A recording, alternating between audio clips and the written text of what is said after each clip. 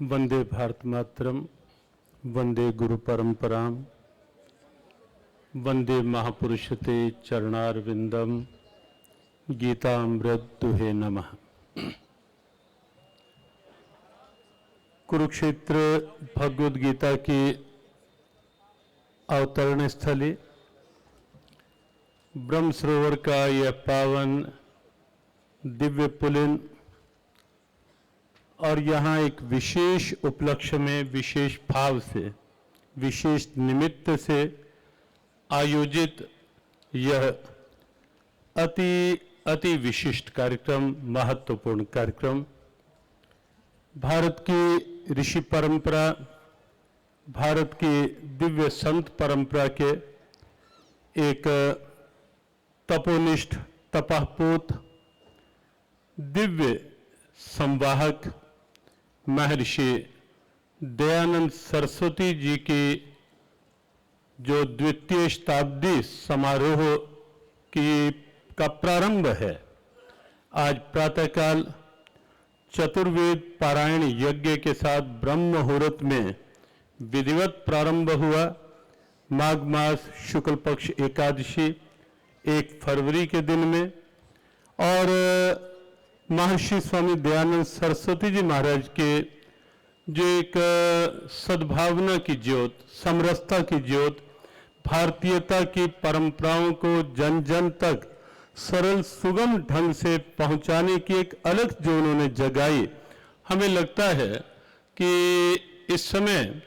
जो द्वितीय शताब्दी समारोह यहाँ से इस गीता की धर्म धरा से प्रारंभ हो रहा है,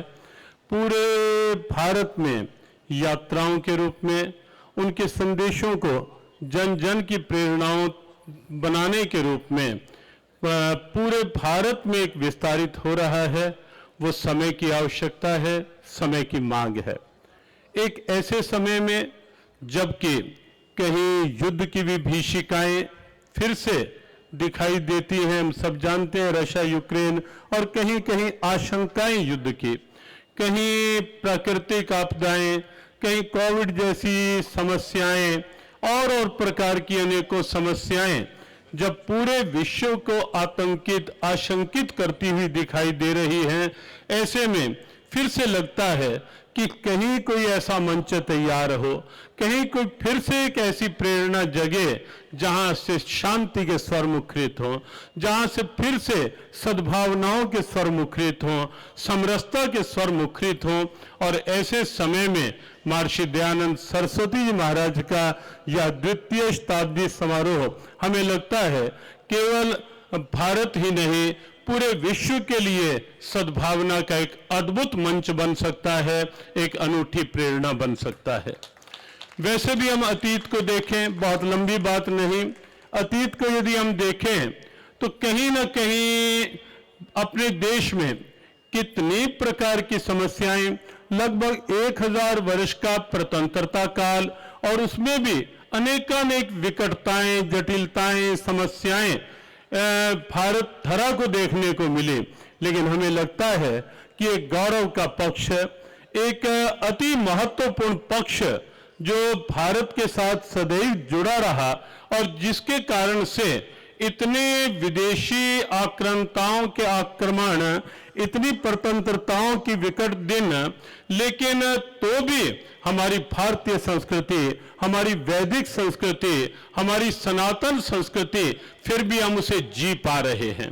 फिर भी हम उसको एक प्रेरणा के रूप में ले पा रहे हैं। उसमें कोई सबसे बड़ा महत्वपूर्ण कारण है, वो ये है कि हमारी भारत धरा को ऐसा एक भी दिन देखने को नहीं मिला जब ये धरा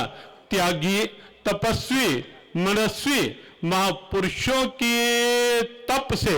वंचित रही हो। लगातार आप भारत के इतिहास में देखेंगे, जब जब कोई विकट दिन आए, कोई ना कोई ऋषि, कोई ना कोई महापुरुष इस धरा पर अवतरित हुए, और उसी परंपरा में महर्षि दयानंद सरस्वती जी का एक पावन नाम, एक प्रेरक नाम आज आवश्यकता है फिर से